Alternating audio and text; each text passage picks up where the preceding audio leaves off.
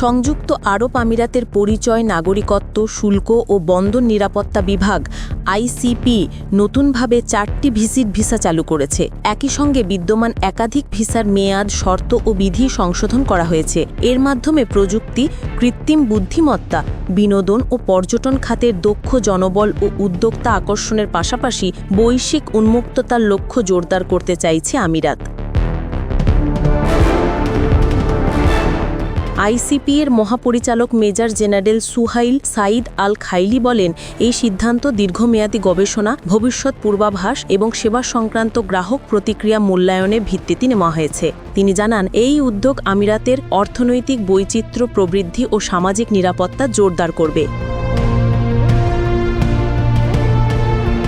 নতুন 4 ধরনের ভিসা: কৃত্রিম বুদ্ধিমত্তা বিশেষজ্ঞ ভিসা। প্রযুক্তি খাতের কোনো প্রতিষ্ঠানের সুপারিশপত্রের ভিত্তিতে নির্দিষ্ট সময়ের জন্য একক বা একাধিকবার প্রবেশাধিকার সহ এ ভিসা দেওয়া হবে। বিনোদন ভিসা। বিদেশিরা সাময়িক সময়ের জন্য বিনোদনের উদ্দেশ্যে এই ভিসা পাবেন। Event visa. উৎসব, প্রদর্শনী, সম্মেলন, সেমিনার সহ সাংস্কৃতিক, অর্থনৈতিক, ক্রীড়া, ধর্মীয় বা শিক্ষামূলক কার্যক্রমে অংশগ্রহণের জন্য এটি দেওয়া হবে। এজন্য সরকারি বা বেসরকারি প্রতিষ্ঠানের আমন্ত্রণপত্র প্রয়োজন। ক্রুজ শিপ ও প্লেজার বোট পর্যটন ভিসা। এই ভিসায় নির্দিষ্ট ট্যুরিস্ট ইটিনারি অনুযায়ী একাধিকবার প্রবেশের সুযোগ থাকবে। বিদ্যমান ভিসার সংশোধন।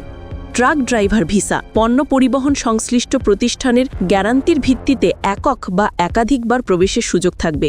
স্বাস্থ্য বীমা, ফি ও অর্থনৈতিক গ্যারান্টি বাধ্যতামূলক।